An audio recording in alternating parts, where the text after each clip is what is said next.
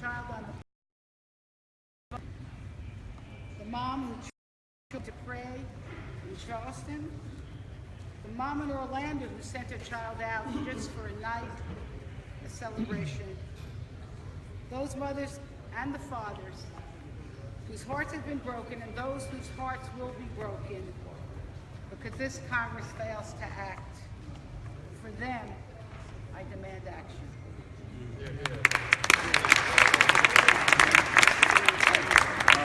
We'd like to defer to our leader, Nancy Pelosi, who would like to share some information with you. It's not really information, it's a concern, but thank you all. Microphone doesn't work. Thank you, John. Thank you. Mic doesn't work, Nancy. I know it doesn't work, it's just doesn't happen. And that's why I am rising. Okay. I'm rising to say, Mr. Speaker, turn on this microphone.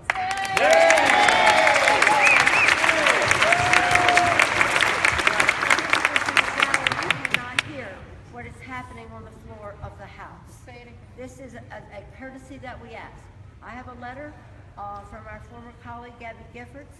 I don't want to read it to her, her letter, without it being heard, without it being heard by everyone in the gallery, our members, our guests, our press. And so we ask him to turn this on. What would be the reason that the Republican majority in the House is saying, well, we can't remove you physically, or maybe they will, but we're not going to turn on the microphone. Yeah. As a courtesy, in this great democracy, for voices to be heard, turn on the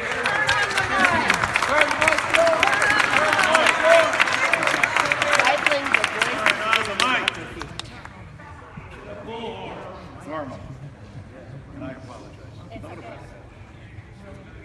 Colleagues, early in my career as a 911 dispatcher, I took a call of an 11-year-old girl.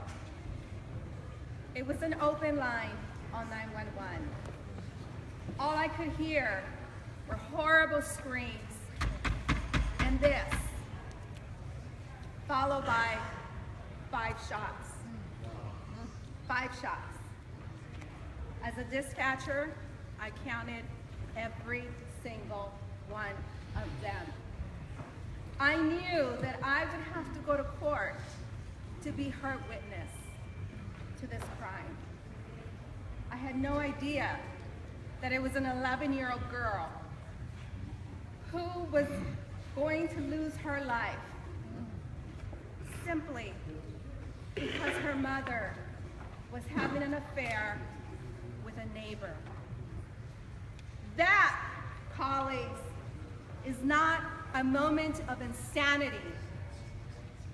That is a crime. That is domestic terrorist against a child.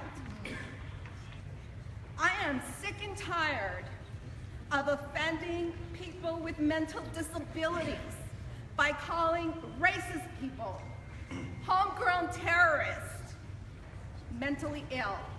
They are not mentally ill. These are people that are growing up in our community and have access to semi-automatic and fully automatic weapons. They don't deserve to have those weapons. Our military is trained to have those weapons and to use them during a moment of war. Like you, I refuse to be shut down. I will not be shut down, and I will sit here until we have an opportunity to vote on this issue. My constituents deserve better than that. They sent me to Congress to be their voice. So you can shut down the mics if you like. You can stop my constituents from coming here. You can stop the cameras from filming us here, but you are not going to shut us down. Gang of polluters, do your job. Thank you.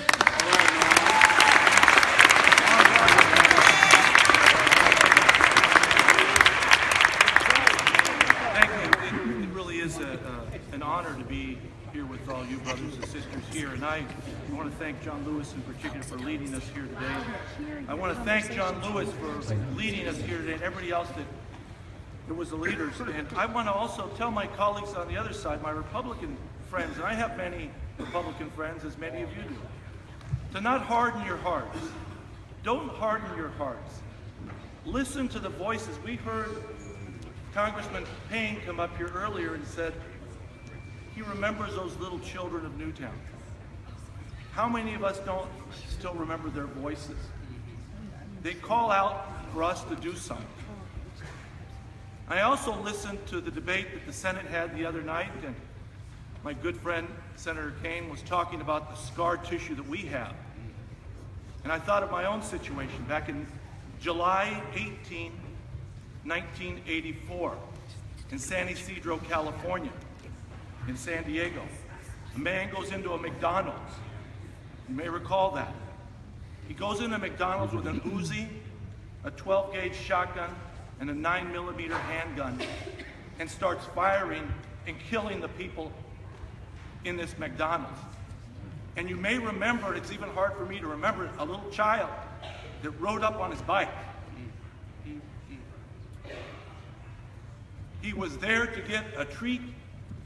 Instead, he got a bullet. You could recall how he very softly fell over on his bike and died.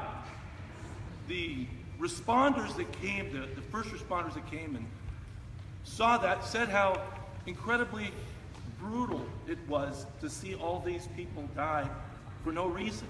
And at that point, that was the worst massacre in our history of gun violence. 21 people were killed. We more than doubled it now, and we haven't acted. That's not right. It's just not right. And so I ask my brothers and sisters on the other side, harden not your hearts. Change your mind on this. You know the right thing to do. These weapons have no place in society. They have no place. They're built for one thing, to kill human beings quickly by people that are not trained to use them. So please, come out of the shells wherever you are. Listen to the people. But more importantly, listen to the voices of all those that were killed. Think about them. Think about their parents. Think about the families that have been suffering this whole time, and have the courage to come out and take a vote.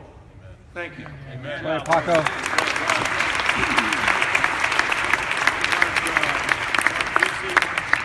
I want to say before Mark comes up that we're also joined by our former colleague in the House, our good friend Tom Udall.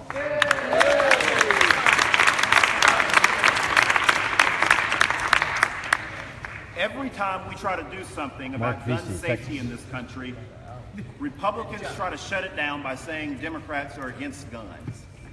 Let me tell you how ridiculous that is. Look at the state of Vermont. Gun numbers there rival some places in the South. They have liberal gun clubs in America, Liberal Gun Owners of America, Blue Steel. And the state that I'm from in Texas, I know more Democrats that own guns than Republicans.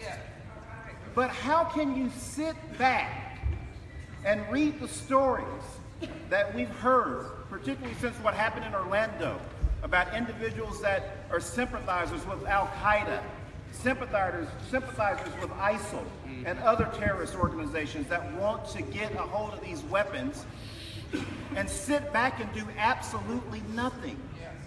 We ought to be able to work together as a Congress and pass no fly, no buy. That should be easy. That should be simple. We don't want bad guys and terrorists having guns in this country. It shouldn't be up for debate. We ought to be able to come together and do this for the American people and stop hiding behind special interest groups and do the right thing. The time is now to do something about the gun violence and the bad people that are getting a hold of them. Thank you.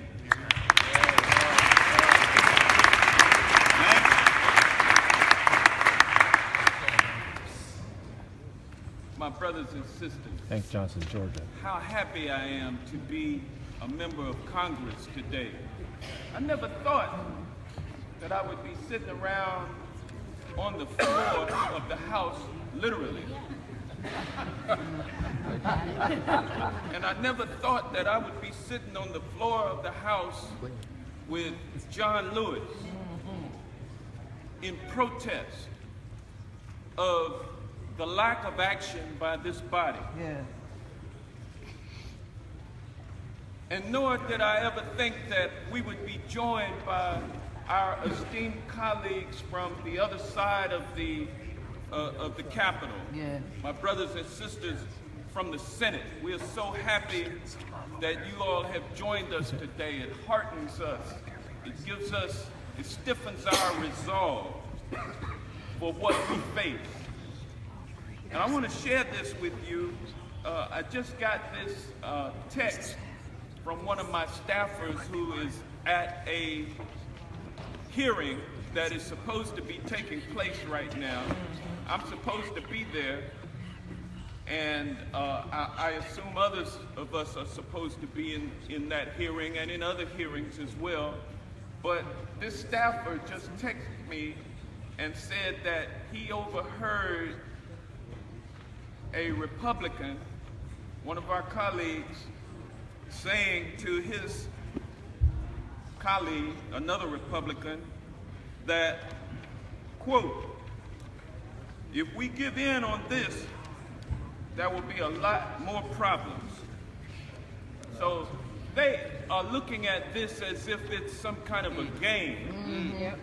They think that this is some kind of a ploy. Mm-hmm. They don't understand that this is a spontaneous For a while. development, unforeseen. They don't understand that when John Lewis decided to sit down, that 1, 2, and 3 more would join him. They never thought that they would see this many of us on the House floor. They never thought that we would be here for this long. They thought it would be over with in just a couple of minutes. But instead, it's been several hours that this has continued. And what it's doing, as we continue to do this, we're getting stronger. Don't y'all feel it?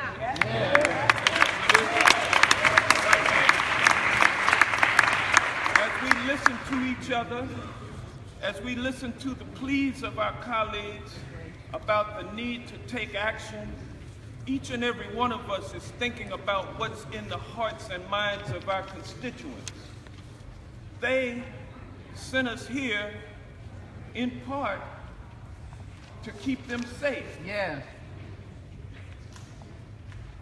We can't keep them safe if we have the doors wide open to every assault weapon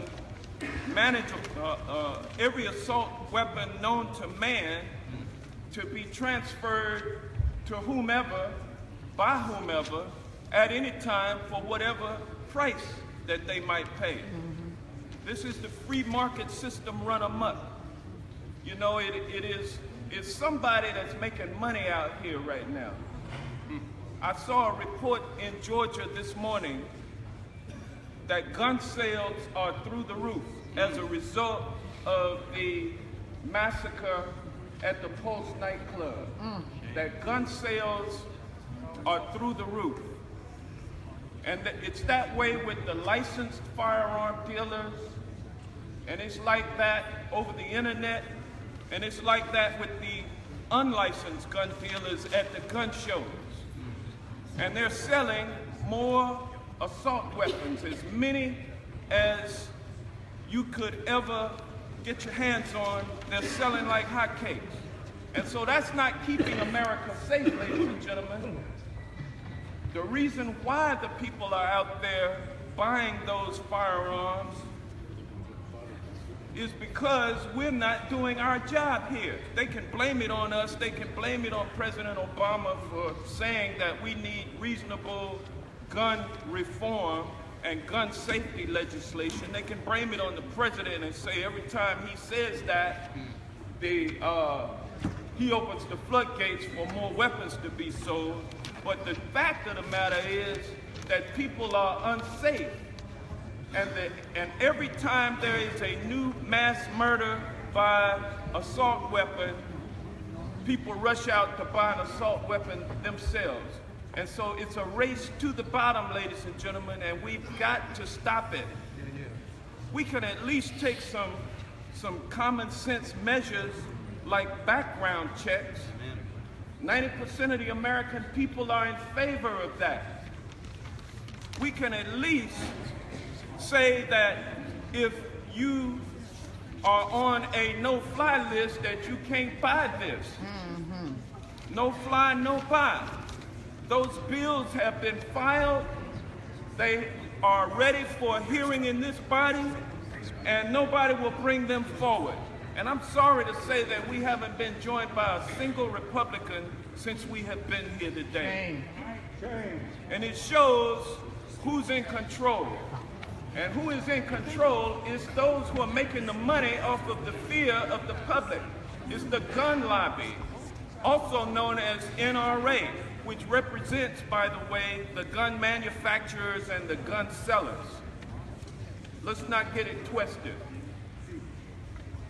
So, if we're going to do something, ladies and gentlemen, the time has come, and the time is now. If not now, when? And if we don't do it, then who will do it? So, let's get it done, ladies and gentlemen. We cannot back down. We got to stand our ground. We must do what we have to do from this moment forward, never giving up the momentum that we have right now. The American people are with us. If we stand strong, they will back us. So let's do what we have to do, ladies and gentlemen. I'm so proud of you. Thank you so much. Go Bill! Go Bill! Go break! Go Bill! Go break! Go Bill! Go break! Go Bill! Go break! Go Bill! Go break! Go Bill! Go break! Go Bill! Go break! Go Bill! We want to acknowledge the great senator from the state of Washington State. We want to recognize Maria Cantwell. We want to recognize from the great state of Rhode Island, Jack Reed. And how about that unbelievable senator from Maryland, Barbara?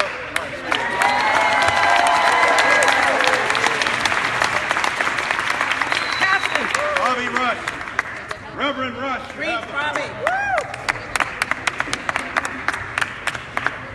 I have never, in my 23 years in this house, Speak up, Bobby. Speak. I've never, in my 23 years in this house, been more proud of the Democratic members of Congress as I am today. This is such a moment that will inflame, empower, inspire Americans all across this nation to stand up and to share and repeat with you and I, no bill, no break. Yep. No bill, no break. It really says a lot. It speaks volumes that there are no Republicans in the chamber. Yes. That there are no Republicans sitting on the floor. That there is no Republican who made any murmur about the killings that goes on in this nation. Well, I got a message for the Republicans. Yeah. Speaker Ryan, you can run, but you can't hide. Yeah. Republicans, you can run, but you can't hide. Run, but you can't hide. There's no hiding place Yes.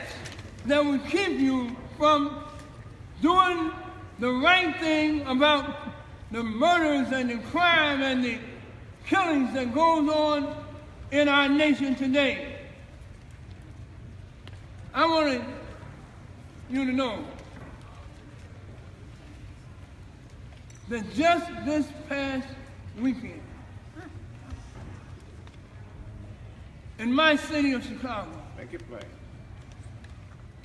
the city that I love,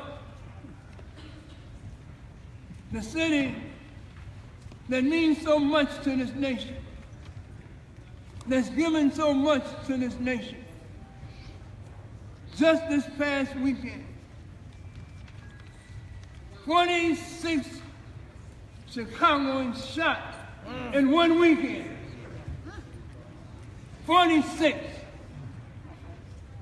13 killed over Father's Day weekend. Enough is enough. Is enough. You can run, but you can't hide. Come on. You can run, but you can't hide. Just this year alone, in Chicago, Illinois, over 1,800 people shot just in the year 2016. Over 200 American citizens killed just this year, all by guns, all by guns. And we have a Republican-controlled House of Representatives, a Republican-controlled Senate, and their silence is deafening, and their silence is deafening. Too many people are dying on the streets of America, and we're sitting around the Republicans like gnats on a log. Hear no evil, see no evil, they ain't doing a doggone thing about the gun carnage in our nation. Let me say to those who are sitting here, those who are in the chamber today, you are doing a marvelous work. America is proud of you. Scott Walker's head. How about calling this a One of my favorite scriptures because of the people that and the war is in the New that Testament, actually, Old Testament rather. died and were hit and things like that. God asked the prophet Micah, what do I require of you, O man? But to love mercy, to do justice, and to walk humbly with your God. Not seek justice, not pray for justice, not wish for justice, but to do justice. You are doing justice when you are sitting down. The victims, the folks who are afraid for their very lives, afraid to step outside of their door, afraid to go to churches, to go to work, to go to school. You are doing justice for them. When you're sitting down, we're allowing families in America to stand up. Stand up. Stand up. Stand up. Thank you so very much.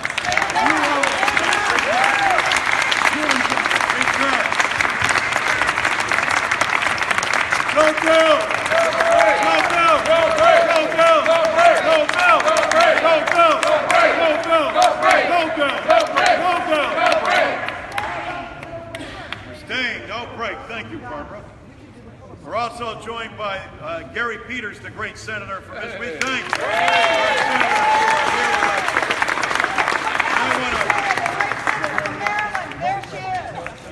I want to again acknowledge the primogenitors of this whole movement. This is spontaneous and organic, but it started with our own Catherine Clark.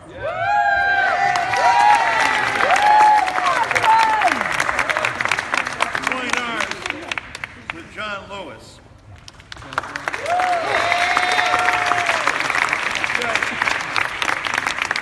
You got to get in the way. Someone who's been getting in the way of the Republican National Committee is someone from this House of Representatives, our own Debbie Wasserman Schultz. Tell us, Debbie. You know, if the Republican cowards that run this chamber would actually turn the microphones on, then we could all be heard a little bit louder. But I am proud today to give voice, once again, to one of our own. 4.5 years ago, I stood at this very same podium on January 25th, 2012, and read a very different letter from our friend and former colleague, Gabby Giffords. That was her letter of resignation. The letter that she proffered as a result of becoming a victim of senseless, brutal gun violence, in which 6 others lost their lives, including a 9-year-old little girl and a federal judge, and 13 were wounded, including our own former colleague, Ron Barber. Gabby and her husband, Mark, since then, have valiantly stood up and given voice to so many, to thousands of victims of gun violence, thousands who have died. And today I am proud to give her voice once again.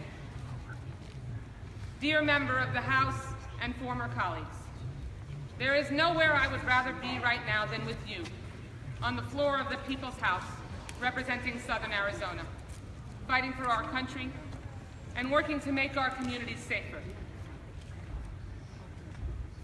But your action is the balm for my regret. Look up, sir. And it is the inspiration for my continued commitment. Fighting gun violence takes great courage. I've seen great courage when my life was on the line. I see great courage in many of you right now. Americans are grappling with a gun violence crisis. It is a crisis that tears apart the lives of so many Americans and touches every community. It is both public and private, in our homes and on our streets, at work, at church, at the movies, at a dance club, at school, and at school again, at a Congress on your corner.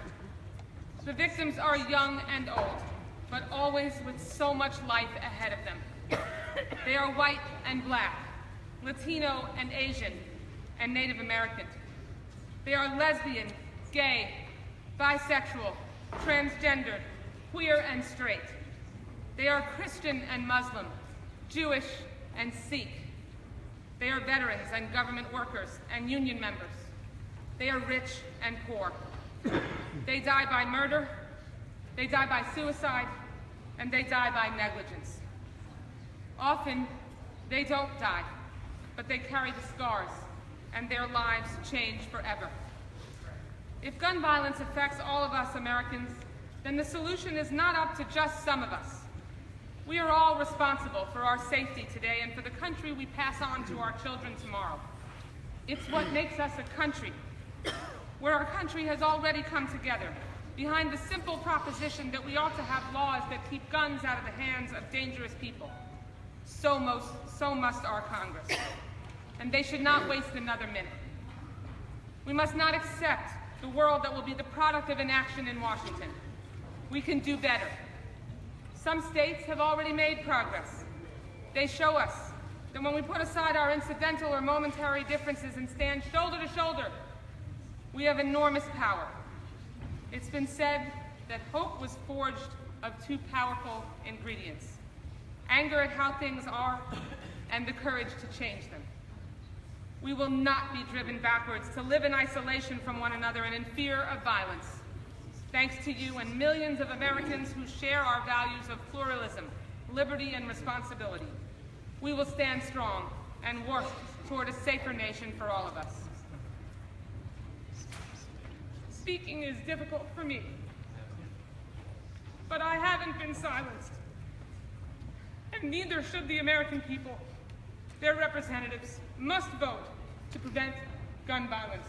I'm so proud of our friend today, and so proud to stand with all of you. And we will be here and sit in and stand strong until we can make sure there are no more Gabbys, no more Orlando, no more Aurora, no more victims. Thank you so much.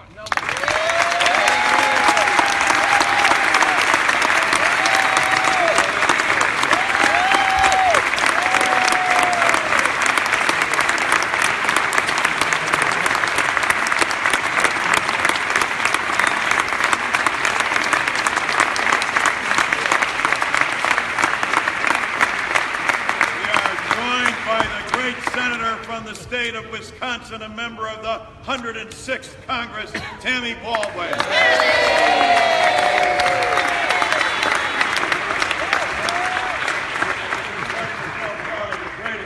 Second greatest. Peter DeFazio. An ample of the Chargers and Kilmer. Thank you.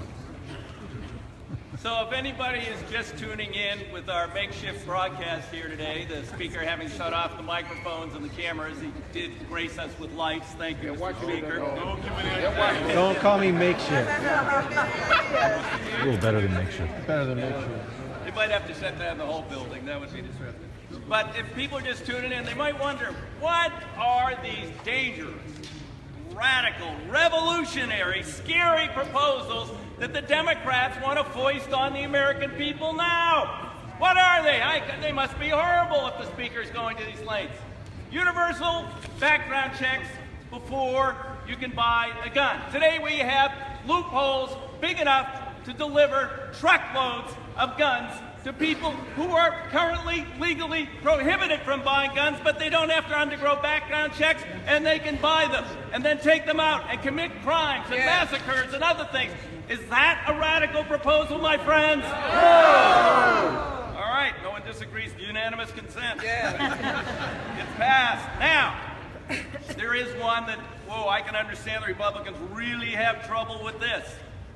If you are on the terrorist watch list, you can't walk into a gun store and legally buy a gun. Really, Mr. Speaker? You're holding up a vote on a bill that would say that people on the terrorist watch list, a potential clear and present danger to the citizens of the United States of America, should be able to legally buy guns? Really, Mr. Speaker? Let us vote. No bill! No bill! No bill! No bill! No bill! John Sarbanes. Yeah, John, pour on, John. First of all, God bless Gabby Giffords, my classmate. We came here together. Gabby, we won't let you down. God bless Catherine Clark and John Lewis and Bobby Rush, and God bless all of you. But most importantly, God bless the families in Orlando, the families in Aurora, the families of Sandy Hook, the families of all these tragedies across the country. God bless them for their grief, for their perseverance, for their hope that we will do something here. Colleagues, they call this the people's house. Yeah. Right. And yet it's been a long time since the voice of the people has been heard in this place. The NRA has a voice here. The gun manufacturers have a voice in this place, but for some reason that the Republicans can't explain, the voice of the people is locked out and left behind. This microphone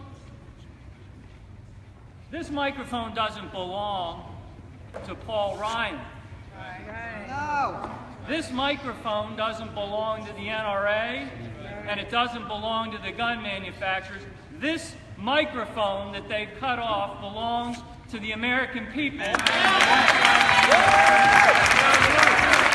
their microphone.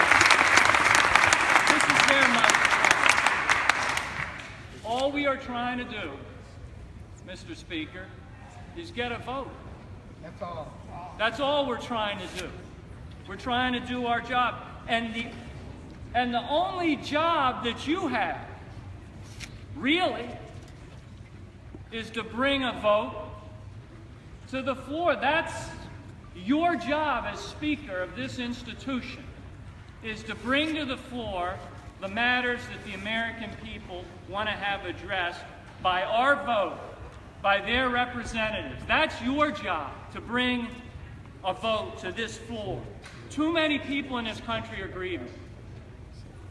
And many Americans are hungry for just some common sense measures. Just the simplest things that show that we haven't lost our minds, to show that we still have some sanity in this country. That's all Americans are asking for. That's what they're hungry for. You know, I can hear Dr. King's word. Yes. He once said, "Somewhere I hear the God of the universe saying, I was hungry and you fed me not." There are people in this country who are hungry for common sense measures to address their grieving and their pain. Is that going to be the legacy of Paul Ryan? That a grieving mother in Sandy Hook will say, "I was hungry and you fed me not"? That a parent in Atlanta who is heartbroken today will say, "I was hungry and you fed me not"? All we are asking is for a vote. 85–90% of Americans know that we need to have universal background checks. Yeah. They know that if you're too dangerous to fly on an airplane, you're too dangerous to have a gun. 90% of Americans want to see us take that vote. Let us have the vote. And don't send us home without giving us that opportunity. Don't send us home without giving us the opportunity to say to these families that are grieving, that are heartbroken, that we hear them, that we understand them, that we feel their pain, and that we want to do something about it. Don't send us home without giving us that opportunity. No bill, no break. No bill! No break! No bill! No break! No bill! No break! No bill! No break! No bill! No break! Amongst our Senate colleagues who have joined us, we're proud to welcome again another former member of this body, Gary Peters. Great senator from the state of Virginia by way of Rockville, Connecticut. Mark Warner, who's here with us. And our great leader, Steve Israel. Hey. By way of New York. My colleagues, about an hour and a half, 2 hours ago, many of us stood on the steps of this Capitol with Leader Pelosi. And we stood with Bobby Rush, we stood with other members of this body, and we stood with families of those who've been killed to gun violence. And I was thinking about the first time I stood on the steps of the Capitol. I'm ending my career here. And so I couldn't help but think about the first time I stood on the steps of the Capitol. It was the night of 9/11. Yeah. Oh, yeah. I represent a district that lost 200 people that day. 200 people that day. Every life precious. Kathleen Rice is with us. She lost constituents that day. Joe Crowley lost his cousin that day. And we were on the steps as the sun set over Washington, Democrats and Republicans literally holding hands, pledging ourselves to do what needed to be done to protect the lives of the American people. And we did it. We deployed resources and assets. We created the Department of Homeland Security. We sent young men and women into battle in Afghanistan. Years. The Bush administration sent them into Iraq. It's yours. And whether you agree or disagree with some of those decisions, we stood on those steps and agreed that our fundamental job was to protect the lives of our constituents.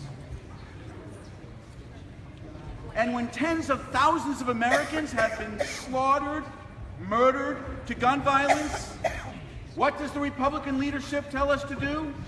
Stand for a moment of silence. It ain't working, Mr. Speaker. It ain't working. We are tired of silence. We want action.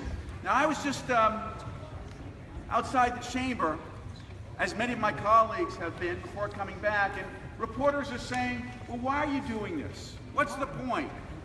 What's the point? The point is 20 children in Sandy Hook who lost their lives. People of San Bernardino, in Aurora. But let me give you 300, I won't do all 344 points, but let me give you 344 additional points to what we're doing. Since Orlando, 344 Americans have been killed to guns. 344 since that tragedy. Where's the moment of silence, Mr. Speaker, for Victor Robinson of Des Moines, Iowa? What about the moment of silence, Mr. Speaker, for Ashley Spence and Cameron Mounds, Jr. of Hartford, Connecticut? Where's the moment of silence for Brady Coleman of San Antonio, Corey Gordon of Tampa, Wayne Jerome Daly of Washington, D.C., Mary Jean McBroom of Shreveport, Louisiana, Curtis Mitchell of San Bernardino, California? Where are those moments of silence, Mr. Speaker? They deserve to be recognized as well. Every life is precious. The lives of those in my district that were lost on 9/11, and the hundreds of thousands of lives who've been lost since then. Mr. Speaker, give us this vote. Give us this vote. No bill, no break. No bill! No break! No bill! No break! No bill! No break! No bill! No break! Joaquin Castro. While Joaquin is coming up, we want to remind everybody as well that even though the cameras have been turned off, many of Americans keep coming into our balconies to witness democracy in action, to witness the members of the House of Representatives doing what we elected to do, cast the vote in the spirit of John Lewis. We are getting in the way until we get a vote. Joaquin.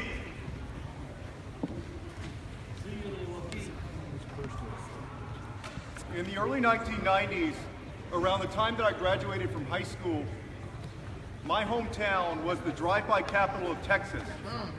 That year, there were 1,262 drive-by shootings in San Antonio, more than Dallas, Fort Worth, and Austin combined. Earlier this month, in San Antonio, there was a 5-year-old girl who was killed while she was sleeping because of a stray bullet. On Father's Day, there was a 40-year-old man who had a son who was killed because of a road rage incident. We understand, and these are folks who respect the Second Amendment. Many of us over the years, if we think about protecting our families, we've imagined somebody breaking into our homes at 2 or 3 in the morning and perhaps thought about buying a gun, and many people have, for self-defense. In rural areas, people who live 20 or 30 minutes or more from law enforcement often buy guns for self-protection. And in places like Texas, Many people buy guns for sport. The legislation that we support and we're proposing respects those rights, respects the Second Amendment. But we don't understand how Republicans will continue to allow terrorists to buy guns. We don't understand why we can't have background checks on people who seek to own AR-15s that can kill dozens of people in a few seconds. You know, in the House of Representatives, we deal with issues concerning people all over the world. Recently, we've discussed and had hearings on things like Brexit, Britain exiting the European Union, on the President's trip to Vietnam today. Last week, we voted on infrastructure on Afghanistan. And yet, the Republican leadership can't hold a single hearing or a single vote on an issue of gun violence where 32,000 people a year in the United States of America, the people that we represent, our country, 32,000 people killed, and they can't hold a single vote. Instead, when one of these mass shootings happens, all we get are moments of silence. Silence is not a solution. This demands more. And we ask that they do something that is fundamental to democracy. You know, as human beings, whatever our job is, there are times when our jobs become uncomfortable. If you're a small business owner and you have to let go of an employee, that's an uncomfortable conversation. If you're an employee who's going to quit your job for another opportunity, that's an uncomfortable conversation. If you're a parent with an adolescent child and you have to talk to him about the birds and the bees, that's a very uncomfortable conversation. But that's what you signed up for. If you are here representing Americans in Congress, you signed up to take tough votes. And if you believe that terrorists should be able to own guns, then put your name to that vote. If you believe that we shouldn't have background checks, then put your name to that vote. Vote. Take a vote. Take a vote. Take a vote. Take a vote.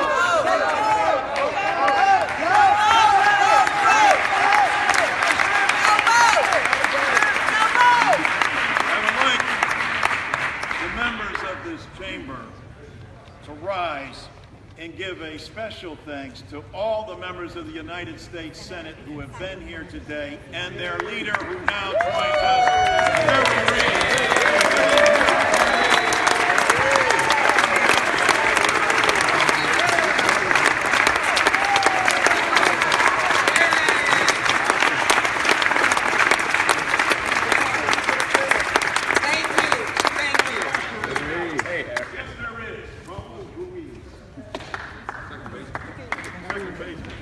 Thank you very much. Thank you, Senator Reid, for being here. Thank you to all the senators who have come in solidarity to sit with every one of us to show the American people that we will not remain silent on this issue. Speaker Ryan, you may shut off our mics, you may shut off our cameras, but you will never shut down the voice of the American people and the victims and the families and the communities that have suffered these atrocious crimes of terror. I want to, first of all, thank all of you for your steadfastness and for your support and for making sure that our voices are heard. I represent the great people of Southern California, Eastern Riverside County, the 36th District of California, the Coachella Valley, San Jacinto Valley, Banish Pass, and Blythe. I represent the hard-working individuals and mothers and fathers who work day in and day out so that their kids can have a great opportunity in this great country, free from the fear that their child will be shot up either at a movie theater or at a school or at a ballpark or even at a nightclub. Now, you know, like the folks in my district know, that I did not grow up as a career politician or years of experience in politics. I grew up in the field of medicine, I grew up in an underserved community plagued by poverty and plagued by despair and plagued by violence. I grew up with the dream of being a doctor so that I can relieve human suffering from poverty, human suffering from illnesses that come from the social disparities of health, to fight for health and social justice. I grew up wanting to be that doctor, so I am here now with this great opportunity to speak first and foremost as a physician, to speak from somebody who has probably taken care of more patient victims of gun violence than anybody in this Congress. From somebody who can tell you what it's like to open a chest and massage a heart from a gun victim. From somebody who can tell you that I have placed my fingers in the bleeding wounds of patients who have been shot and near death that come into my emergency department. I have cracked open chests and put tubes in to drain the blood from lungs, from gunshot wounds. And I have had to do it while a mother is crying desperately, a child is looking for their father, or a brother and sister is saying, what's going to happen to my brother, what's going to happen to my sister? And I have touched the chest of those patients doing CPR and needing to afterwards, after I have called their time of death, to go to their mother, to go to their father, their sons and daughters and their relatives and say, I am sorry, we have done everything possible to keep your loved ones alive, but they died. And then to hear the wailings, to see the tears, to know that that child will forever be stained by that moment, to understand that they will never be the same, has kept me up multiple nights in tears, with nightmares, with dreams, in a funk that is hard to explain and hard to describe. And that is why it is a great privilege to be here, to stand up for my patients, to stand up for that child, that child who was an innocent victim of a drive-by, to stand up for the wife who was shot and killed by her drunken husband, and to stand up to those, for the youth who were simply wanting to play ball and were victims of that drive-by. To stand up for Aurora Godoy, the victim of a San Bernardino shooting that is my constituent, and her 2-year-old boy that has survived. And to stand up for all the LGBT victims of hate crimes. To stand up for the people and the victims and family of Orlando, to say enough is enough. And we must prevent terrorists, we must prevent domestic violence abusers, those that have been deemed clinically unstable and a threat to themselves and others, from getting their hands on a gun.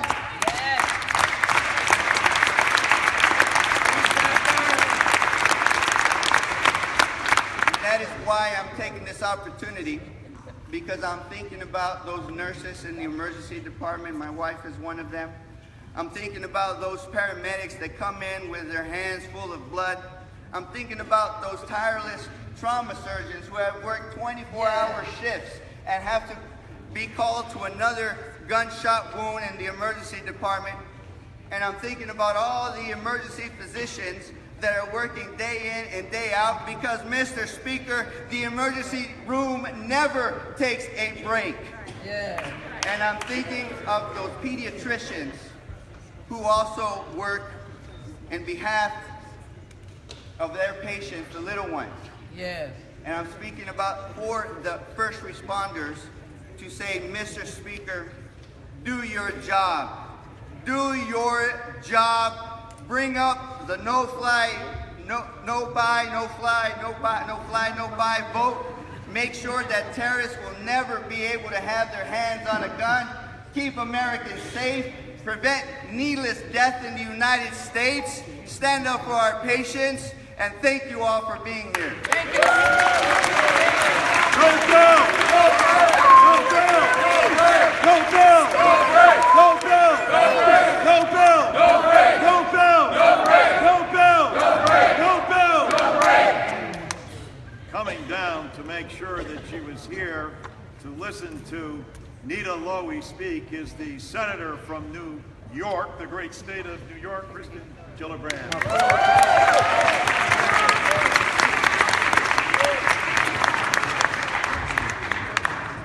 Speaker Ryan, you have an opportunity to make history today. Speaker Ryan, I know you're learning your job. I know you have to work with your fellow Republicans, but Speaker Ryan, listen to your heart, listen to your wife, listen to your children, Speaker Ryan. Just this morning, the Appropriations Committee met on a Homeland Security bill. For hours, we talked about protecting the homeland. We talked about our police, our fighter fighters. How do we keep our communities safe? And yet, Mr. Speaker, when I brought up an amendment that I brought up 5 times, this was the 6th time, no fly, no buy, every Republican voted against that amendment. Speaker Ryan, I know you want to be proud of your position. You have an opportunity to come to the floor, turn on the mics, and bring this bill to the floor. Speaker Ryan, one of the Republican members in our debate even told about how someone was inconvenienced when he couldn't get on a plane. I looked at that person in the eye and I said, as a mother of 3 and a grandmother of 8, I'd rather be inconvenienced than have one of my children dead. Right. Yeah. Speaker Ryan, this is your opportunity. In my own community in Rockland County, a hardworking mother, an active citizen in the community, was crying to me. One of our own, Shane Tomlinson, was among those killed in Orlando. Shane was 33 years old, a gifted vocalist and artist. After moving from Ramapo to North Carolina, he attended East Carolina University, studying communications, business. He went on to pursue a singing career with the enthusiasm that his friends and family say he brought to every aspect of his life. Shane was known not just as a good person, but a talented person who made everyone around him feel better. His life was cut far too short, and he will be sorely missed but never forgotten. So Speaker Ryan, do the right thing. Bring this bill to the floor. If you are on a terrorist watch list, you should not be able to have a gun.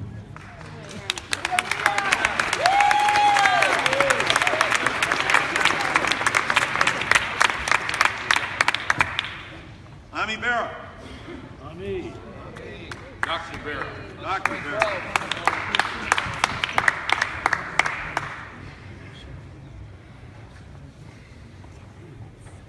You know, I couldn't be prouder to be a Democrat today. To be here standing with all of you. Now, if I were asked if I had a chance to march with John Lewis and Selma in 1965, I'd have to say I was only 3 weeks old at the time, so I didn't have that chance. But I don't want, when I talked to my daughter tonight, and she said, Dad, where were you when John Lewis was standing up for justice, standing up for all those victims? I want to say I was doing the right thing, sitting with them, sitting with that Arc for Truth, for Justice, for all the victims.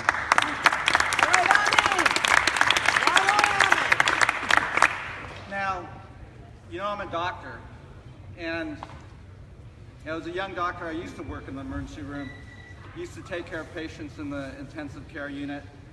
And you go into medicine because you want to help. You want to try to change things. You want to try to relieve that suffering. But it doesn't always work.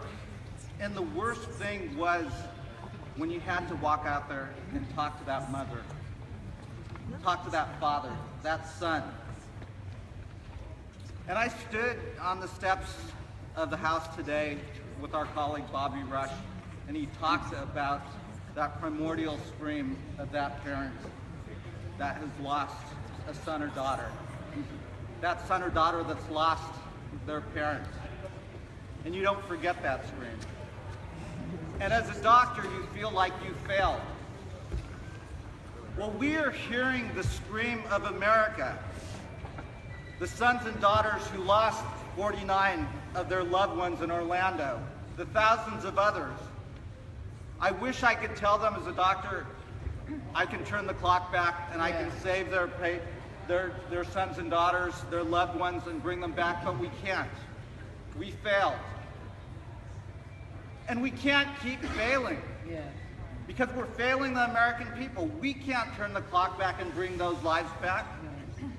But what we can do is make sure we save the next life. Make sure we learn from the tragedies that we face, and we save that next son or daughter. We save that next mother or father. That is what the American people expect of us. They expect us not to do the easy things. They expect us to do the hard things, the necessary things. They expect us not to sit around. They expect us to save that next life, and to certainly try. That is why I am so proud to be here as a Democrat with all of you. But this is not about Democrats and Republicans. This is about doing what's right for the American people. Because that terrorist doesn't look at this as Democrats versus Republicans. So, Mr. Speaker, let's do the right thing. Let's prevent that next tragedy. Let's save that next life.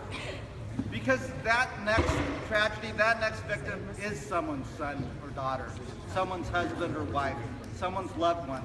Let's not look back and say we didn't do anything. Let's act today, let's get this done, and let's prevent the next tragedy. Let's have a vote.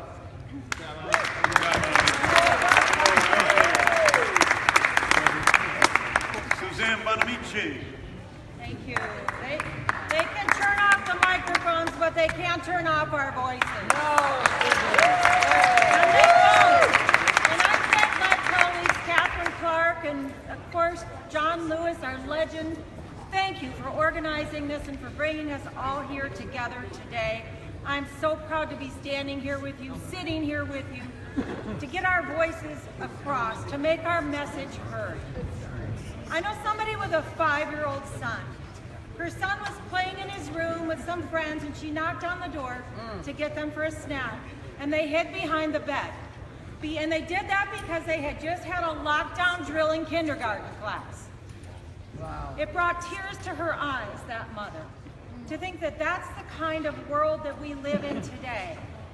And we can change it. There is so much we can do to address gun violence. And you know what? It's not thoughts and prayers. And it's not moments of silence. We did enough of that. And after Sandy Hook, after Newtown, I sat in that hearing. It wasn't a real hearing, because it was only Democrats. I sat there and listened to the voices of parents who had lost children. The voice of the superintendent. The voice of Gabe Zimmerman, the young man who was killed when Gabby Giffords was shot. And I listened to them speak. And I thought, I can't believe that we're not taking action to end gun violence. Take that first step, universal background checks. the majority of the people in our districts and across this country, even gun owners, the majority of gun owners say universal background checks. Now, my state has taken that step, first by initiative and then expanded in the Oregon legislature, but it doesn't work if people can just go across state lines to other states. And all we're asking for today is a first step. No fly, no buy. Good grief. Why can't we get that passed? Why can't we just bring that up for a vote, Mr. Speaker? Something that makes sense to people across this country. Don't be afraid to bring it up for a vote. I listened to my colleagues here today, Dr. Berra, Dr. Ruiz, the doctors who have treated patients with gunshot wounds, and how heart-wrenching that must be. We don't want that to happen. I listened to our colleague, Mr. Langevin, talk about the consequences of even gun accidents and living with that for the rest of his life. We have the votes, we have the passion across the country. Our constituents today are looking at us and saying, please, please take action. What do? No fly, no buy. Give us a vote, Mr. Speaker. I want to share with you what Gabby Giffords has just tweeted out. She said, grateful to the leaders on the House floor who are demanding a vote on gun violence prevention. Americans deserve a vote. Mr. Speaker, let's do this. Let's do this for Gabby. Let's do this for the families of the victims from the Pulse nightclub in Orlando. Let's do it for the victims of Aurora, for the victims of Columbine, for the victims of Umpqua Community College and Clackamas Town Center in Oregon. Let's do this not only for the families of the victims, but for the future, for our kids, for those 5-year-old kids who are in the bedroom afraid of a lockdown. Let's do this for our future. Mr. Speaker, no bill, no break. Enough is enough.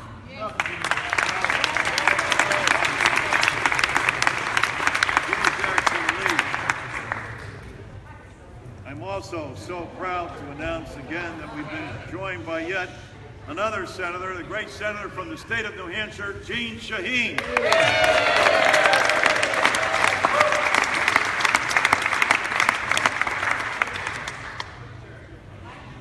Thank you, John Larson. Thank you for your voice and your strength. Thank you, John Lewis. Thank you, Catherine. Thank you to all of the members. My heart is fluttering. My soul is not tired. I am like Fannie Lou Hamer. I'm sick and tired of being sick and tired, but I am not soulfully tired. The empty chair of this speaker does not intimidate me. The hardened hearts does not frighten me. I have the privilege of serving with each and every one of you. And the dean of this place, John Conyers, who presides over the Judiciary Committee with a heart that would be open to the passions and needs of America. Breaking news, if the laws had been in place that the Senate tried to pass in the horrific tragedy of Orlando, there would not be 49 dead. If the laws had been in place, no fly, no buy, expanded background checks, there would be those who are living. Breaking news, the United States has many active shooters. Breaking news, the United States has many mass shootings. So the question is, where is the morality of this place? The very morality that is asked over and over again by our friends on the other side of the aisle when they want to challenge us for our belief in civil justice and civil rights. Where is their morality and their hardened hearts? What will cause it to melt? And so I am going to say that this is something that many of us experience when we sat down in places where there was no justice. And as someone recalled the Constitution, where there is the Sixth Amendment, a right to a trial by jury, where the Fifth Amendment, due process, the 14th Amendment that deals with equality. Tell me who will give justice to the victims who are dying every single day. Who will give justice to Connecticut? Who will give it to Aurora? Who will give it to those who died in Virginia Tech? Who will give it to the soldiers who died in Fort Hood, Texas? Do we have any morality in this place? And if there is any morality in this place, the doors will open up and they will denounce the fact that they are committed to being part not of the United States of America, but they are citizens of the United States of the NRA. And I am going to tear up my citizenship. I will not be a citizen of the United States of the NRA. But what I will do is to hold up this card and see whether the doors of this place will be opened and in will come those on the other side of the aisle pouring in, saying they will want to stand for morality and justice. They want to save lives. They want to cast an I vote. I'm looking for the doors. I'm asking for them to be open. But if not, we will stay here and I will tear up the voting card until we can get a vote. It is now time for us to say, no fly, no buy. Expanded background checks. And no bill, no break. No bill, no break, no bill, no break, no bill, no break, no bill, no break, no bill, no break, no bill, no break, no bill, no break, no bill, no break. I'm very proud to say that we've been joined by the senior senator from the state of Connecticut, Dick Blumenthal, who along with Chris led that battle, conducted that filibuster last week.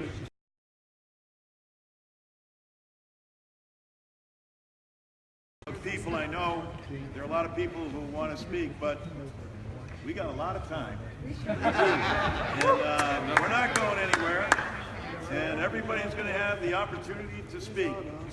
And so, but I want you, when Jose Serrano comes up, and it'll be shortly, I want you to give him a special Frank Sinatra welcome as well, because he's the next set of people who will speak will start with Don Norcross, and then it'll be Chris Van Hollen, Diana DeGette, Bill Keating, and then Jim McDermott. Thank you, John. Yakira Murphy, 18 years old, the youngest victim of Orlando, just graduated West Catholic High School, right across the river from me. She had a full scholarship, went down to enjoy herself. Now, for those of you who are parents or grandparents, could you imagine getting a call from your daughter and hearing the gunfire in the background?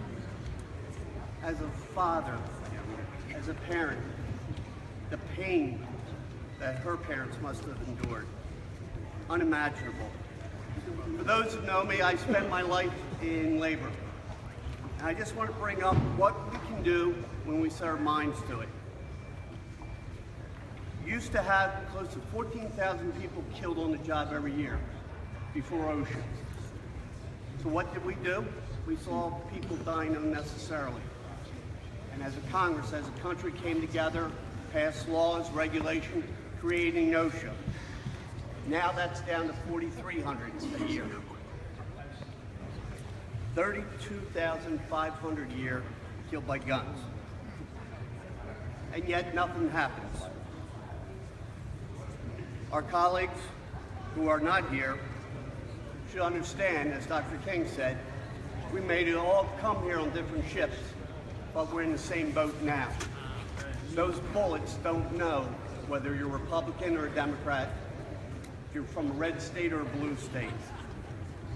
I thought one of the proudest moments that I've had since joining this body just a short 2 years ago is when I saw our colleague John Lewis and President Barack Obama walk across that bridge in Selma. One of the most emotional times that I can remember. Remembering how far we had come as a country, but remembering how far we had to go, and how proud I was of that group of individuals sharing that moment. Yet, where are we? Anytime there is a horrific killing, there's lots of action by our friends over here. They get very busy. They get busy trying to deny equality to the LGBT community.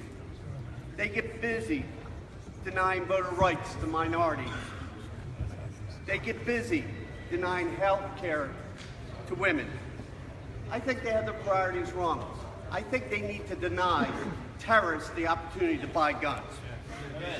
Let's deny guns to those terrorists and would-be terrorists and dangerous individuals by these common sense issues. Common sense. No fly, no buy, and we'll be here until we have a bill. So if we don't have a bill, Yes. what happens? No break. Thank you. No fly, no break.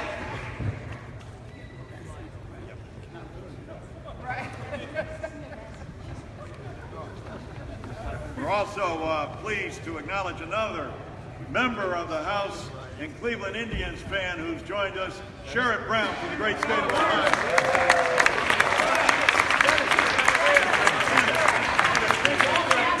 Cavalier. He loves that microphone, doesn't he? This is a natural thing. I want to give a special shout out to 4 of our members who are on Periscope and who have been streaming this. So Scott Peterson, Beto O'Rourke, Tom Byers, Scott Peters, excuse me, Eric Sawwell, Scott Peterson, and Mike Honda. Thank you. I did get Tom Byers. Making sure you get Tom Byers. And Scott Peterson. Scott Peters started this. And Scott, how many people have you been streaming on? We got thousands, and we got C-SPAN is and Mark Takano. C-SPAN is using our feed. Broadcasting Periscope Live. It's on C-SPAN. C-SPAN is broadcasting Periscope Live. That too. Thanks to these guys. Broken through. So Scott, Beto, John, Eric, Mike, thank you so much. Our next speaker, Chris Van Hollen. I am so proud to stand here and to sit here with our colleagues from the great House of Representatives. But I am ashamed of the fact that this House of Representatives has remained silent and done nothing in the face of carnage around this country. After Aurora, what did this House do? Moment of silence. After Oak Creek, what did this House do? Moment of silence. After Newtown, what did this House do? Moment of silence. After Charleston, moment of silence. After Orlando, moment of silence. And all the carnage in between and before, and the carnage that goes on daily in our neighborhoods and our streets, moment of silence. We have learned from history that silence in the face of injustice makes this House complicit in that injustice. It makes us complicit in the carnage that goes on. It makes us responsible for lives taken when we know there are actions we can take to save lives. We know these common sense measures will protect the lives of the American people. Will they save everybody? No. Will they reduce the heartache and the death toll? Yes, they will. Now, in the People's House, you'd expect the people's will to be done. These common sense gun measures are measures that we know have the overwhelming support of the American people. Democrats, Republicans, independents, over 80% of the American people. And who can tell us it doesn't make sense to say that if you're too unsafe and too much of a risk to board an airplane, that it's okay for you to walk down the street, go to a gun shop, and buy a semi-automatic assault weapon. I mean, it's no wonder the American people overwhelmingly support it. The American people have common sense. It's just common sense to say that if you've committed a crime or if you're unstable in some way that poses a risk, you shouldn't be able to walk into a gun shop and get a gun. Universal background checks. The problem in this house, which we call the People's House, is that we have failed the American people. And what has happened is, instead of control by the American people on this issue, we have a situation where the NRA has taken control of the floor of this House, lock, stock, and barrel.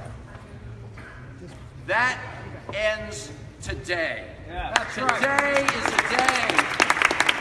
Today is the day where the People's House does the will of the American people on this fundamental issue of public safety.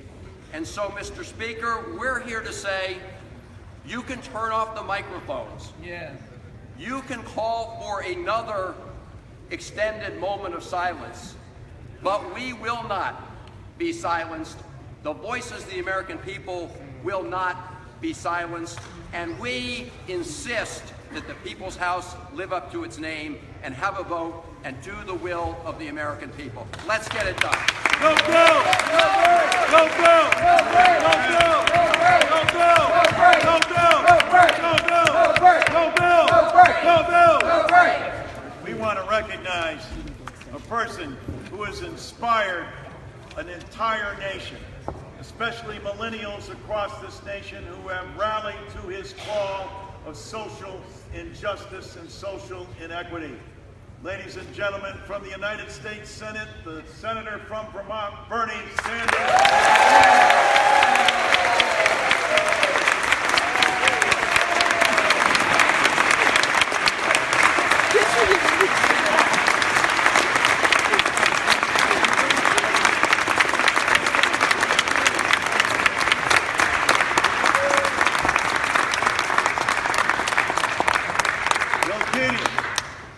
Bill Keating.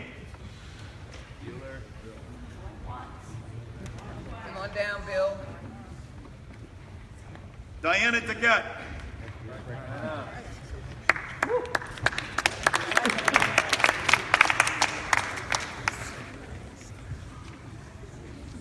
Columbine is in my congressional district.